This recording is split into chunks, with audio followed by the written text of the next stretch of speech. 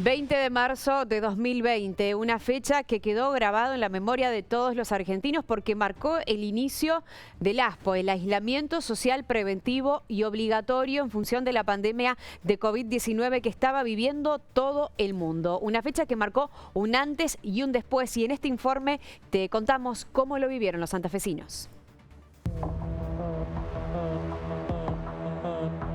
A partir de las 0 horas de mañana, deberán someterse al aislamiento social preventivo y obligatorio. Hace 5 años se pronunciaba una palabra que cambió el rumbo de la humanidad: pandemia.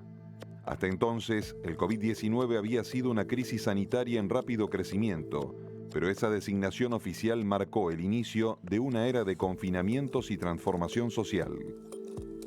Aislamiento social preventivo y obligatorio, coronavirus, barbijos, vacunas, alcohol en gel, lavado de manos, desinfección. Esas fueron algunas de las palabras que más escuchamos durante la pandemia. A 5 años la propagación ha disminuido, la inmunidad global ha crecido y los profesionales médicos aseguran que hoy es un virus más. Hoy cualquier afección respiratoria despierta interrogantes, como en el comienzo de la crisis sanitaria. Nosotros estábamos estudiando, mirando las imágenes, mirando, estudiando, viendo qué llegaba, qué reporte, qué ocurría, pero todavía descreídos de lo que podía pasar. Nadie se imaginaba semejante azote. Pero bueno, ocurrió. Hoy se integró al menú de enfermedades respiratorias, es un virus más. Pero sí, lo terrible lo fuimos archivando porque hay que seguir adelante. A mí me parece que la mayoría de las cosas se resetearon porque forma parte de esto, de la continuidad de la vida y la gente no está tan atenta, pero sí el nivel de alarma subió. Entonces ahora cualquier infección, cualquier virus respiratorio, cualquier cosa que esté dando vuelta en el mundo y que aparezca como noticia es más chocante y la gente empieza a hacerse la misma pregunta: ¿será como el COVID? Las vacunas fueron altamente efectivas, frenaron la pandemia y en realidad mejoraron el perfil de todo lo que fue del después. No sabemos el futuro, en realidad, y no sabemos, por lo tanto, si vamos a estar preparados porque no sabemos de qué pandemia vamos a tener que hacernos cargo. Nos quedó una marca, se generó más estructura, se generaron nuevas maneras de trabajo, pero hago siempre la misma salvedad. La variable de ajuste somos los profesionales de la salud que seguimos recibiendo los azotes, digamos. Fueron épocas muy complejas. Épocas que nos interpelaron para saber qué actitudes tomar, qué medidas tomar, cómo debía ser nuestro comportamiento en momentos de tanta complejidad. Y bueno, creo que nos encontró unidos en ese momento, como pueblo santafesino, sin diferencias en colores políticos y demás. Todos pensamos que era lo mejor para nuestra gente. Yo creo que como sistema de salud se dio una buena respuesta. Fue enorme y nunca vamos a dejar de agradecer el trabajo de los equipos sanitarios. Fue la única provincia que trabajó como un sistema único, el público y el privado, con protocolos únicos en toda la provincia. Así que un agradecimiento enorme a todos ellos. No teníamos, por ejemplo, los elementos de protección personal para que el personal atendiera. Así que las medidas tuvieron que ver con retrasar la llegada del pico de casos o la gran cantidad de casos, porque nos faltaban los materiales para la atención y era indispensable para cuidar al personal de salud ese material de protección. O sea que lo que se buscó con ese aislamiento, esa cuarentena, era retrasar la llegada del aluvión de casos para poder tener preparado el sistema, y recuerdo como fundamental era conseguir los elementos de protección. Se reconoce que el virus no solo enfermó cuerpos, sino también sociedades. Hay muchos casos de personas que transitaron días, semanas en cuidados intensivos peleando por su vida. Me había dado positivo, me había hecho el análisis en el Carrasco y digo, bueno, qué sé yo, voy a estar 10 días, como dicen todos, en la cama con un poco de fiebre, veo televisión o qué sé yo, pero bueno, no fue así, se fue grabando, se fue grabando y cuando voy el 2021 al Sanatorio Parque me dejan internado y ya ahí al día y medio que no me podían estabilizar, me inducen al coma y ahí estoy 20 días en coma. Despierto por casualidad, después hay todo un proceso médico en el medio, donde se utilizaron todos los métodos al alcance de los médicos para tratar de mantenerme con vida. Mi señora Sabrina vivió momentos muy complejos, mis hijos también, mi mamá también. Hubo 3 momentos en donde parecía que ya no había nada que hacer y un día desperté. De 10 personas que estaban en mi situación, 1 solo se salvaba. Me pasó a mí, me tocó a mí. Recuerdo claramente el momento que desperté. Era una mañana de sol, mucho sol. Me empezó a pegar el brillo del sol de esa mañana en los ojos. Me empecé a despertar y lo primero que veo es un grupo de asistentes médicos, enfermeros, terapistas y demás, que empezaron a abrazarse, a gritar y a llorar. Yo demasiado no entendía. Discuten lo de la pandemia. Yo creo que hay que tener mucho cuidado porque los que estuvimos adentro y vimos morir gente, es muy feo, es un golpe durísimo, gente joven, gente de todas las edades, y ahí ves cómo corren los médicos de cama en cama para salvar la vida, los médicos, enfermeras, enfermeros, terapistas, todos, durante 24 horas. Fue un momento sumamente dramático. Si algo ha quedado claro es que la humanidad ha sido puesta a prueba como pocas veces en su historia reciente, y su capacidad de adaptación y resiliencia ha sido tan clave como la ciencia misma. Hay quienes necesitan hablar de lo ocurrido y recordar aquellos días de incertidumbre. Me acuerdo el 14 de marzo, era día sábado, antes de que se decrete la pandemia, estaba muy enojada porque yo salía de hacer un curso y me entero por las noticias que los diputados y los senadores nacionales habían decidido que ellos no iban a ir a trabajar por la pandemia a nivel mundial.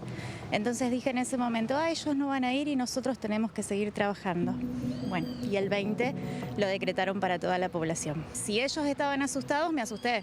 Dije, bueno, ellos no van a trabajar, debe ser algo grave.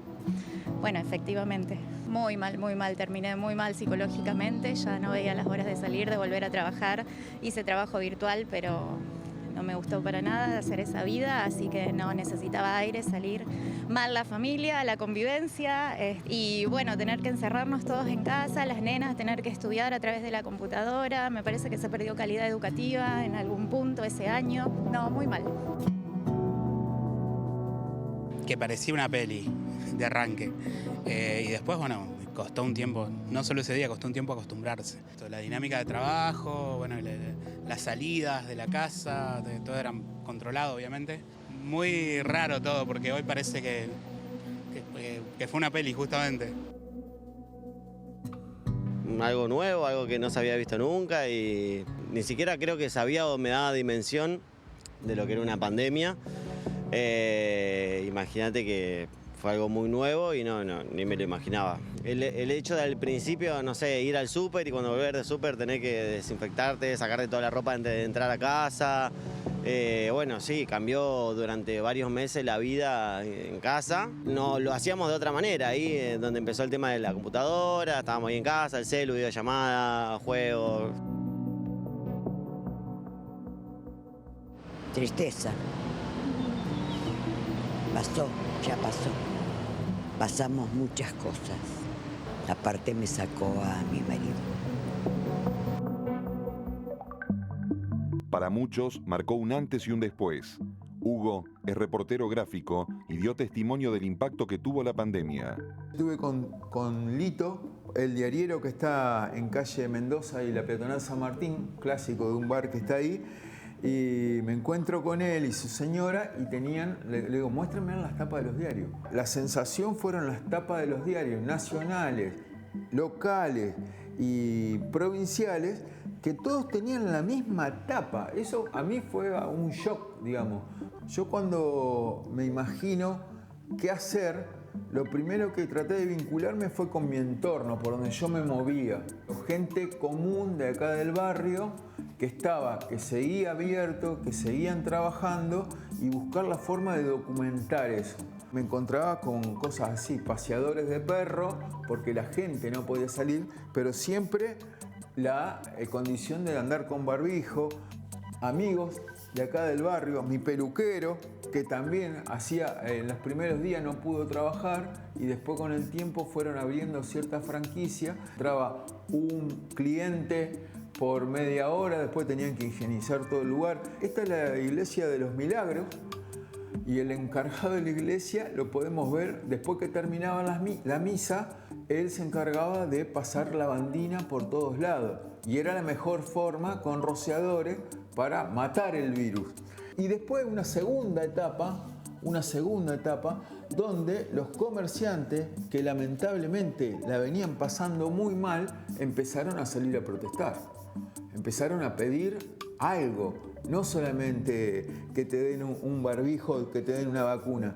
Esta gente de diferentes comerciantes autoconvocados, y lo que se ve, empieza a ver el distanciamiento y la protesta de por qué nosotros tanto tiempo, de por qué, porque ¿cuándo vamos a volver a trabajar? En este momento acá vi que lo que tenía que documentar era la gente que estaba cerca de mi círculo. No me fui a otros lugares que había otras situaciones. Fue, digamos, una experiencia para mí bastante interesante, como una búsqueda totalmente distinta de lo que es mi fotografía.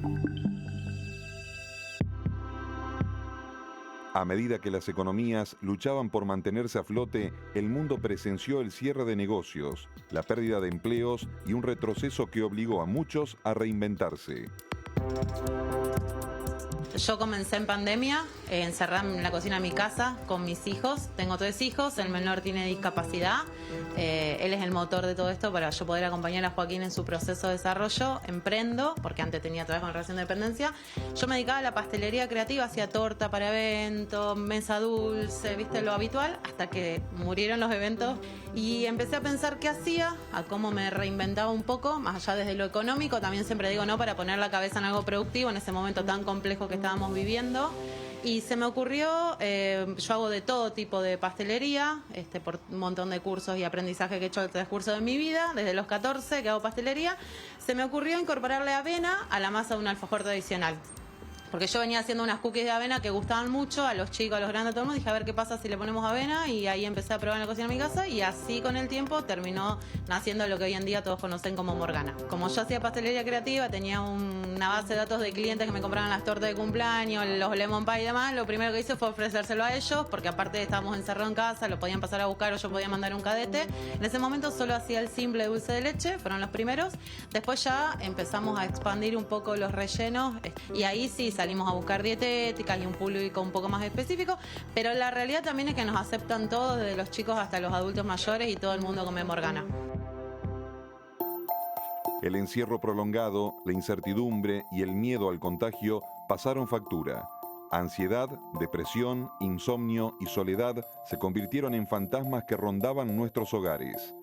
Pero no todo fue negativo. La pandemia también nos dejó lecciones valiosas y cambios que en muchos casos llegaron para quedarse. En un mundo donde el individualismo parecía reinar, la pandemia nos recordó que somos, ante todo, seres sociales.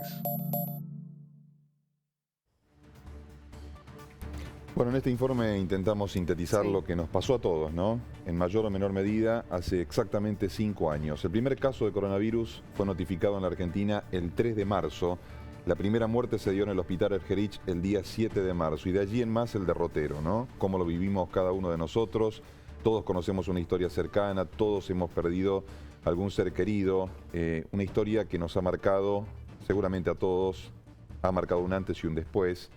Recordamos obviamente, como lo manifestaba el informe, a los profesionales médicos, enfermeras, enfermeros, aquellos que lo dieron todo de manera desinteresada, que doblegaron el esfuerzo, que nos cuidaron, que a veces no se reconoce esto, parece que queda en el olvido. Recuerdo cuando terminábamos el noticiero allí por las 9 de la noche, se hacían las cacerolazos, los aplausos a los profesionales médicos, el reconocimiento que todos le debimos brindar y que le debemos al día de hoy. Y el silencio que se apoderó de muchas ciudades, durante el día y durante la noche.